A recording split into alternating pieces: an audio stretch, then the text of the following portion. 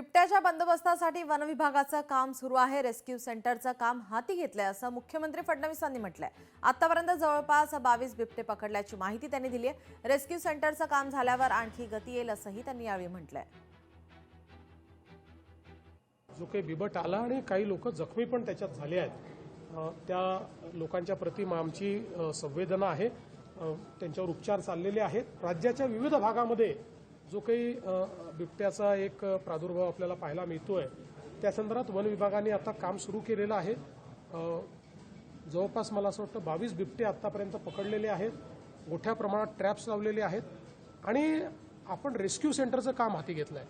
एकदा हे rescue centre तयार झाले की मग बिबट पकडण्याचा वेग आपल्याला वाढवता येईल। जो जंगलातला बिबट आहे त्याच्यापेक्षाही जो शेतातच जन्माला आला, जो उसातच जन्माला आला असा जो बिबट आहे हा जास्त शहराकडे येतो आणि म्हणून त्या सगळ्यांना पकडून त्यांना रेस्क्यू सेंटरमध्ये नेणं या दृष्टीने आता आपण कारवाई करतोय। थोडा कालावधी त्याला लागेल।